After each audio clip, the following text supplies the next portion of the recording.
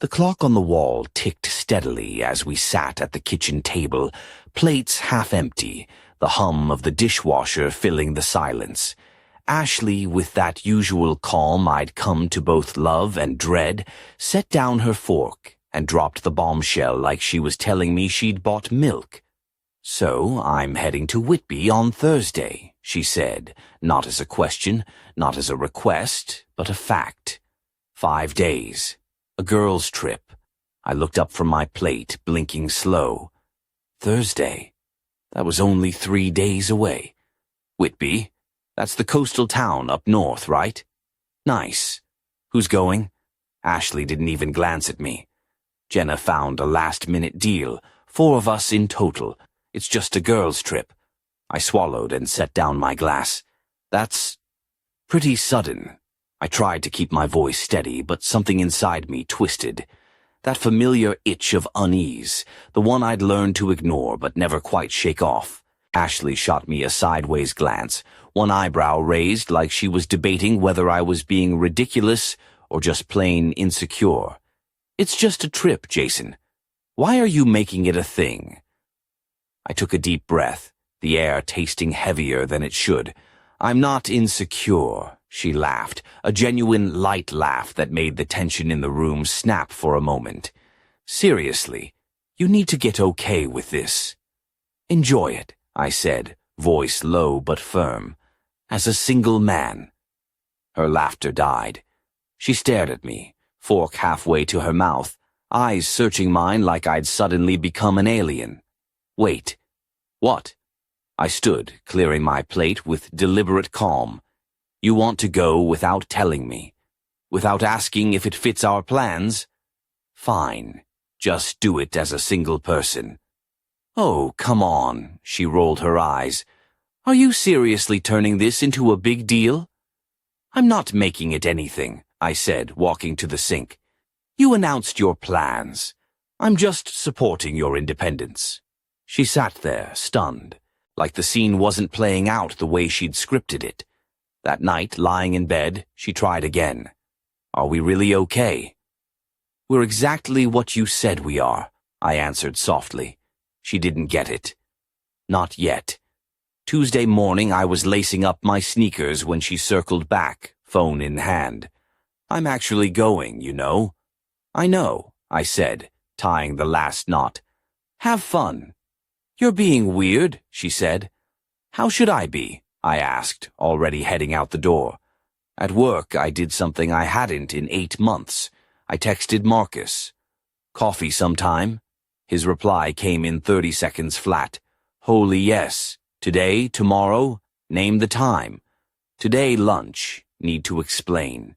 I also emailed a real estate agent I'd found online, Patricia Vale. 5-star reviews, known for quick sales. "Need to sell my place in Ballard fast. When can we meet?" She got back to me within the hour. "Today at 4. That afternoon, we met in a cozy cafe in Fremont. Patricia was in her 50s, sharp-eyed, no nonsense. "How fast is fast?" "My girlfriend leaves Thursday morning for 5 days. I need it sold before she's back Monday." Patricia didn't blink. "I have a cash buyer looking in Ballard. Let me call." 3 minutes later, she was back. "He'll view it tonight. If he likes it, we'll do paperwork Wednesday, close Saturday." "That works. This is about your girlfriend, isn't it?" I nodded. "It's about me finally making decisions for myself." She smiled knowingly. "Been doing this 20 years. When someone's ready to take their life back, you can see it." Wednesday morning, Ashley packed. She kept watching me, waiting, maybe for a fight, tears, a desperate plea to stay. I helped fold her clothes. "You're really okay with this?" she asked, voice soft but uncertain. "I'm an adult," I said. "I know what I want." She shook out a dress, frustration and sadness mixing in her eyes. "I thought you'd be more upset." "Why?" "You called me insecure. I'm working on that." 3 years of walking on eggshells had led to this. 3 years of guilt trips over my friends. 3 years of focusing on us, until there was nothing left of me. That afternoon, the buyer toured the house. 30 minutes later, Patricia called. He'll pay asking price. Cash close Saturday morning. I signed the papers electronically that night. Ashley was in the shower. I sat at the kitchen table watching my digital signature glide across the screen, feeling nothing but relief. Thursday morning, 5:30. Coffee brewing. Ashley's Uber was set for 6. She came out with her suitcase, uncertainty clouding her usual confidence. So, this is it, she said. Safe flight. I handed her a travel mug. You're really not going to fight this? What would I fight? Her hand trembled as she took the mug. Are you sure you're okay? I smiled, but it was empty. You wanted to go? Go. She hesitated, then left. I watched her car disappear around the corner. The house was quiet, different quiet. Not the tense silence before a storm, but the calm after the first crack of thunder. I poured another coffee, sat down at the kitchen table. Our kitchen table. My kitchen table. 3 years. How had it taken so long to get here? I thought of the early days when Ashley was spontaneous, when her opinions felt like guidance, not commands.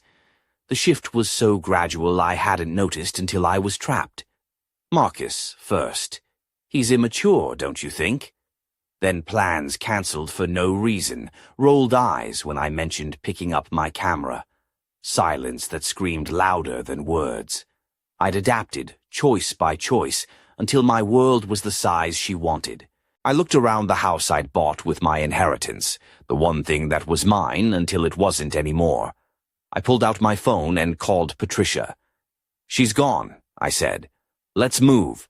Marcus met me for lunch at P.O., a little deli tucked between the office buildings downtown. We grabbed sandwiches to go, then found a bench in the nearby park, the early spring sunshine cutting through the chill, just enough to make sitting outside bearable. He looked at me like he was trying to solve a riddle. You look different, man, I smirked. Different how?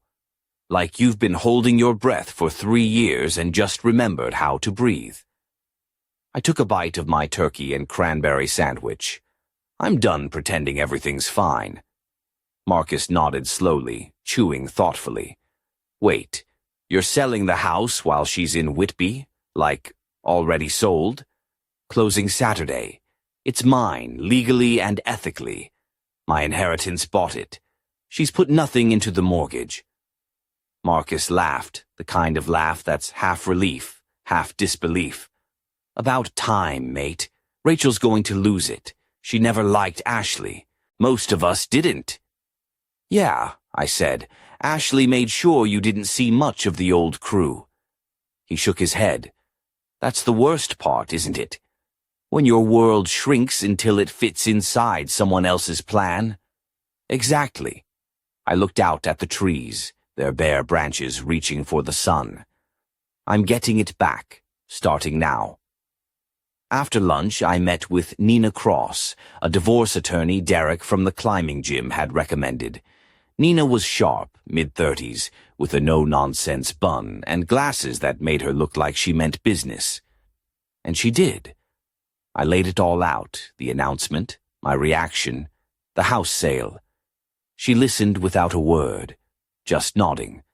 Finally, she leaned back and said, "You're doing this while she's on a trip?" Yeah, she called me insecure for having concerns, told me to trust her. So I'm trusting her to handle being single. Nina's lips twitched into a half-smile. I like you already. Let's talk options. We spent an hour going over assets, timelines, Washington state law. No kids, no shared property now that the house was sold, separate bank accounts except one joint account for utilities. This should be straightforward, she said. She might fight it out of spite, but legally, you're solid. I left with a folder of papers and a strange sense of peace, like I'd finally crossed from chaos into control. That evening, my phone rang. It was the buyer. Hey, I wanted to check in about the move-in timeline. Patricia said you want to be out fast. I hesitated. Yeah, I do. Mind if I ask why the rush? There was genuine curiosity in his voice, not nosy, just human. I sighed. Girlfriend called me insecure for worrying about it. Told me to trust her, so I'm trusting her to handle being single. He laughed, a short bark of recognition. Been there. Different story, same feeling. That moment when you realize you're done trying. Exactly that. Well, for what it's worth, this place is perfect for me. Fresh start for both of us. Fresh starts, I agreed. After the call, I sat in the empty apartment I hadn't moved into yet. White walls, hardwood floors, silence that felt like possibility. It felt right. Friday morning, I walked into the Seattle bouldering project for the first time in years. The last time I tried climbing, Ashley had sighed. Another expensive hobby. Really? I laced up the rental shoes, feeling awkward and out of shape. My first attempts at the wall were shaky and clumsy, but every grip and reach reminded me of who I was beneath the fog. A guy climbing next to me, late 30s, watched me struggle through a route. First time getting back into it, he asked. Yeah. Let me guess, relationship stuff? I nodded. I'm Derek, he said, grinning. Been there 2 years ago. Wife spent 15 years telling me what I should and shouldn't do. Took me way too long to realize I'd been a frog in boiling water. Jason, I said, 3 years of that. You getting out? Already out. Just didn't tell her yet. Derek laughed. Even better. You need a climbing partner. Yeah, I think I do. That evening, Ashley posted a photo on Instagram. A glowing sunset reflected off the sparkling pool at the resort in Whitby. She was dressed in a flowing, deep emerald dress that caught the fading light just right, the thin straps revealing a hint of toned shoulders. Her feet were bare, toes painted a bright coral, dangling playfully over the edge of the lounge chair. The caption read, Sometimes you just have to pour into yourself. Self-care. Girls' trip. I didn't like it, not one bit, but I didn't comment, didn't engage. At 9:15, my phone buzzed with a message from her. Did you see my post? I replied coldly. I did. Her next message was a simple, nice sunset. Then 3 little dots popped up, flickered, disappeared, flickered again, and then nothing. I ignored it. Saturday morning, I signed the closing papers at Patricia's office. Officially sold. The funds hit my account by noon. The buyer wanted to move fast, offering me a $5,000 bonus to be out in 10 days. I'll be out in 5, I told Patricia. She raised an eyebrow, but didn't argue. You're handling this remarkably well, she said. I had 3 years to prepare, I replied, though I hadn't known it at the time. I'd already found a furnished studio in Capitol Hill, month-to-month lease, 6th floor, with a sweeping view of the city skyline. Exactly what I needed, nothing more. That afternoon, Marcus and Rachel came over to help me pack the essentials. Rachel, ever the sentimental one, found a dusty box of old photos buried deep in the closet. Pictures of me with friends, laughing until our cheeks hurt, eyes bright and unguarded. When was this? She asked softly. Years ago, I said, running a finger over one faded image. Before Ashley decided my friends were bad influences, Rachel said, hugging me tight. We're never letting you go again. That evening, Ashley video-called me from the resort restaurant. The muffled laughter of her friends echoed behind her as she leaned into the camera, her hair loose around her shoulders, a touch of shimmer on her cheekbones catching the candlelight.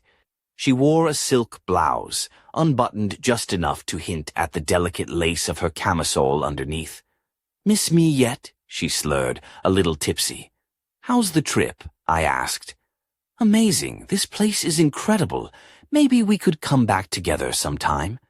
Maybe, I said cautiously. You're being distant.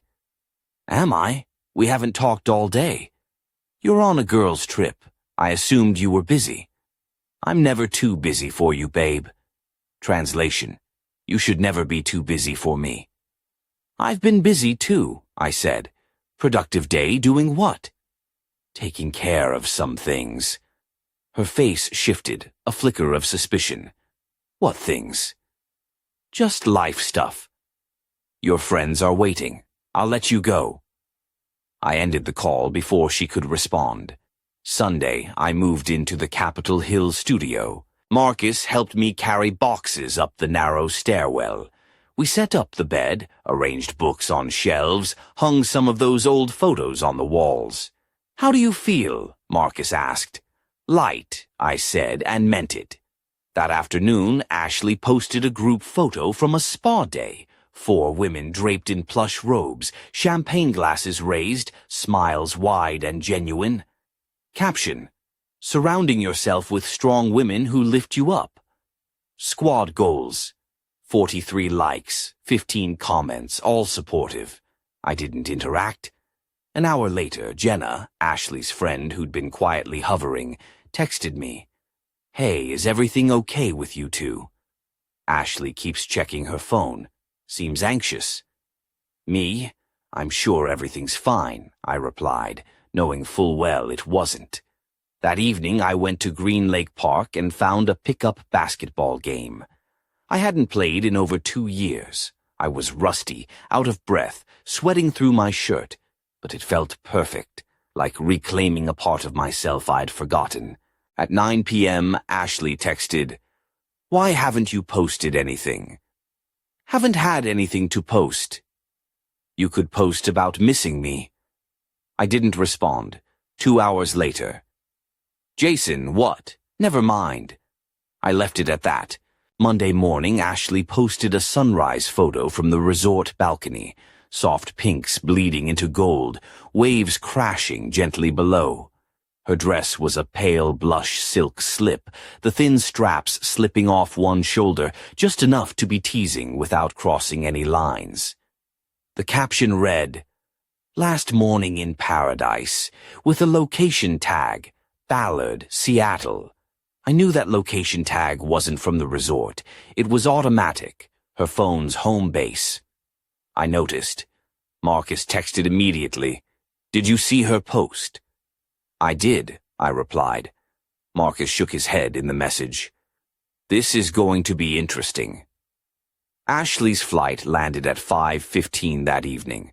I was at the climbing gym with Derek, phone tucked away in my locker. By the time I'd finished and checked my messages, it was almost midnight. 14 missed calls, 27 texts, and 3 voicemails. The texts spiraled from confused to angry to panicked. First text, 6:43 p.m. Why is there a sold sign in the yard? 10th text, 8:15 p.m. Call me now. Last text, 11:37 p.m. Where am I supposed to go? I listened to the voicemails. First one was confused. Jason, what's going on? Second, angry. You can't do this to us. Third, panic-stricken. Please call. I don't know where to go. At 11:47, I called back. She answered before the first ring finished. Where are you? At my apartment. Your apartment? What about our house? I sold it. Silence. You can't just sell our house. My house. My name's on the deed. My inheritance bought it. While you were on a trip, enjoying being single, I made some decisions, also as a single person. This is insane. Where am I supposed to go? Your parents live 20 minutes away. Jenna has a spare room. Get a hotel. You're resourceful. You can't do this to me. I'm not doing anything to you. I'm doing something for myself. For the first time in 3 years, I was standing up for me. There was heavy breathing on the other end. We're done, Ashley. We've been done since Monday night. You just didn't realize it. You're serious, completely. I hung up, blocked her number, and texted Marcus. It's done. She knows. Tuesday afternoon, I agreed to meet Ashley at Victrola Coffee on Pike Place, neutral ground. I arrived early, nursing a black coffee, my palms a little too steady for someone who felt anything but calm. When she walked in, her usual confident stride was replaced by a tired shuffle. Her dark hair was pulled back loosely, stray strands framing a face that looked both exhausted and desperate. She slid into the seat opposite me, her fingers nervously tracing the rim of her cup. "How could you do this?" she asked, voice barely above a whisper. "Sell the house that was mine. Our house. We lived there together." I met her gaze evenly. "I lived there. You stayed there. There's a difference." "That's not fair," she said, voice shaking. "What's not fair is spending 3 years feeling guilty every time I wanted to see Marcus, or take photos, or do anything that didn't revolve around you." "I never stopped you from doing anything," I said. "You just made it miserable enough that it was easier not to try." Tears welled in her eyes. "So you punish me by selling our home while I'm gone? You told me to stop being insecure. I did. Insecure people cling to relationships that make them unhappy. Secure people make changes," I said, voice steady. "This is because I went to Whitby. Because you called me insecure for having normal concerns. Because a girl's trip was more important than communicating. So I decided you were right. I should enjoy being single, too." She reached across the table, hand trembling. I pulled mine back. "Can we fix this?" Her voice cracked. "Can we try counseling? To fix something, both people have to want it fixed. I don't want to fix this. I want to be done.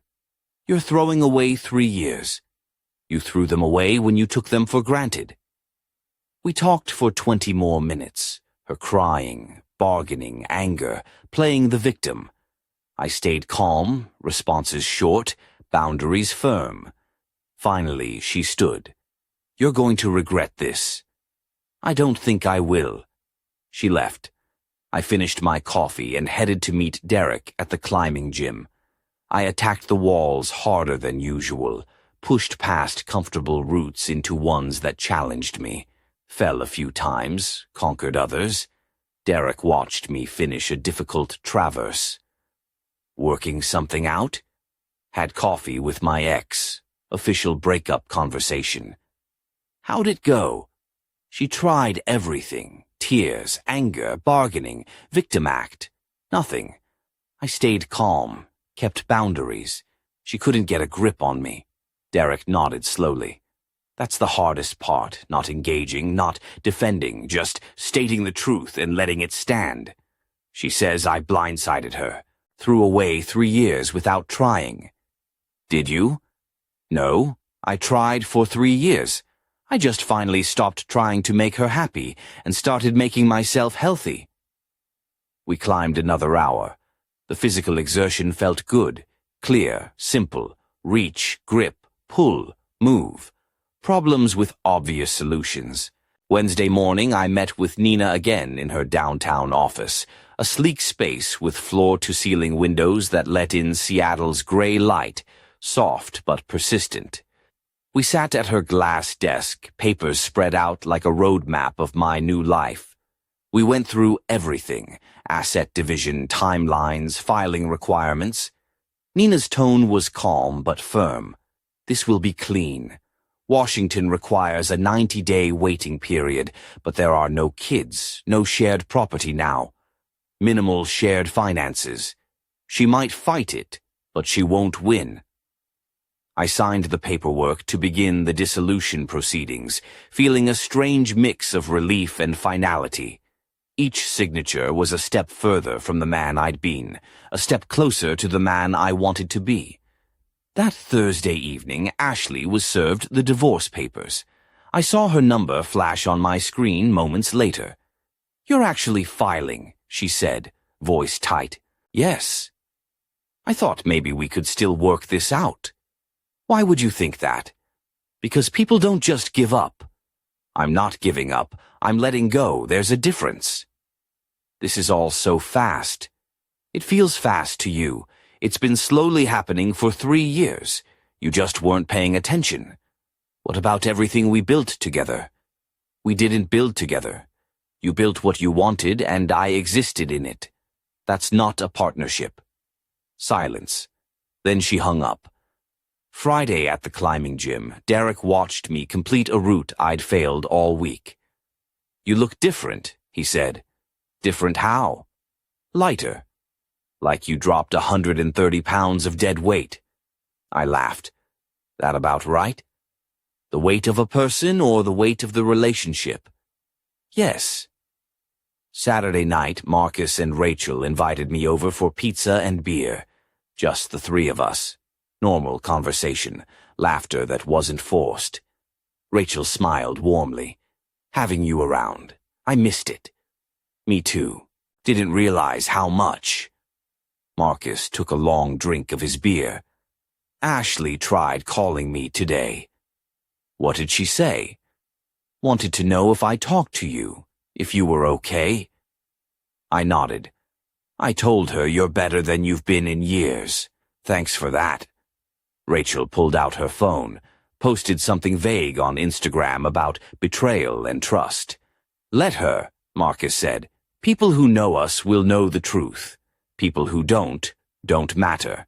Sunday I spent the day alone, wandering through Discovery Park with my camera slung over my shoulder. It had been over 2 years since I'd last picked it up, the lens gathering dust like a forgotten part of myself. The trails were quiet, the soft rustle of leaves underfoot, and the distant call of seagulls filling the air. I found a spot where the sunlight filtered through the tall evergreens, casting dappled shadows across the mossy ground. Raising the camera, I framed the shot, the interplay of light and shadow, the jagged silhouette of the city skyline beyond the trees. It felt like coming home. While I was adjusting the focus, an older woman approached, her Nikon hanging from her neck. She had silver hair pulled into a loose bun, soft lines around her eyes that spoke of a lifetime behind the lens. "You've got a good eye," she said, watching me carefully.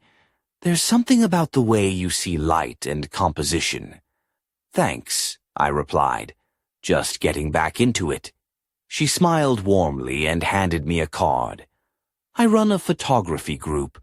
We meet Tuesday evenings at Golden Gardens for sunset shoots. You should come." "Maybe I will," I said. "Photography's better with others. It's a lonely art, but better in community." After she walked away, I looked at the card. Margaret Covington, Seattle Photography Collective. I slipped it into my pocket, thinking about Ashley's voice echoing in my head. Another expensive hobby. Don't you think we should be spending that time together? The camera gathering dust. The art shows I'd stopped attending. The part of me I'd packed away to make room for her. Tuesday evening I showed up at Golden Gardens just as the sun dipped low over the Puget Sound. About 15 people were scattered along the beach, cameras in hand, everything from smartphones to pro rigs. Margaret spotted me and waved me over. "You came," she said. "Yeah." She introduced me to the group. "Everyone, this is Jason." A chorus of hellos, no questions about my story, just people pointing out good angles, sharing techniques, talking about light and timing. Afterwards, a guy around my age approached. "You're the one Margaret mentioned, getting back into photography." "Yeah, took a long break." "I did that too, got married. Wife didn't get why I needed to waste time taking pictures. Divorced now. Been shooting every day since. Best year and a half of my life." He extended his hand. "Kevin." "Jason, you'll be back next week." "Definitely." That Sunday evening, my phone buzzed with a call from my mom. It was that familiar time, Sunday dinner, when she always checked in. I answered, expecting her warm voice and maybe a few questions about my week.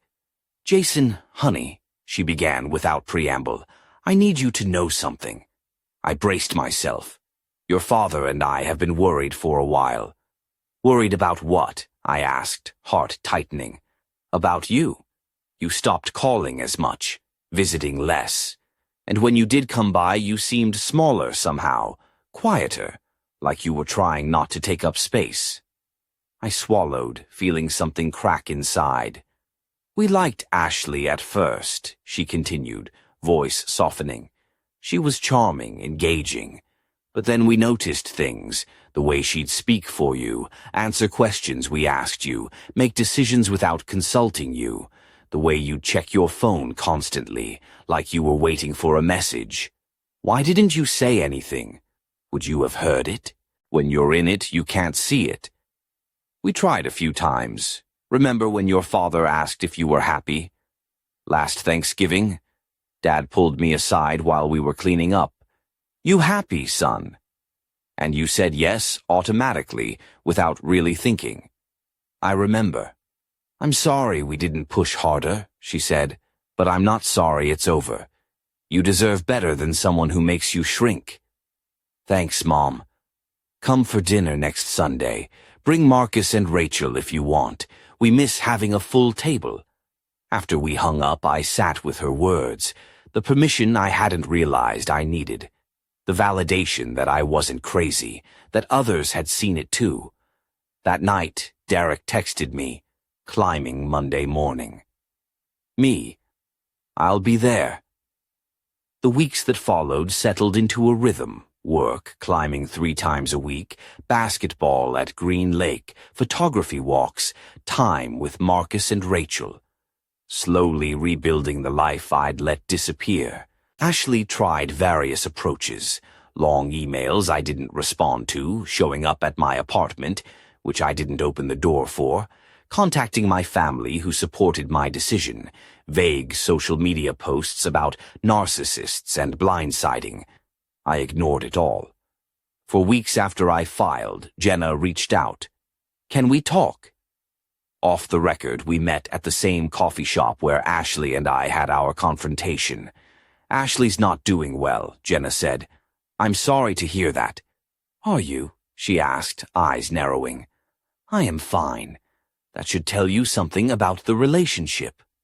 Jenna stirred her coffee. She says you blindsided her, called you insecure for having boundaries. I removed myself from the equation. How is that blindsiding? She thought you'd always be there. That was the problem. She took me for granted because she thought I'd never leave. Jenna was quiet. Honestly, I get it. She was always kind of a lot, even with us. Thanks for being honest. For what it's worth, I think you did the right thing.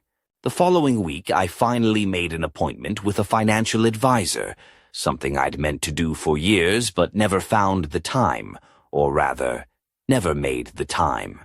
Ashley always had opinions about money, and her opinions usually won.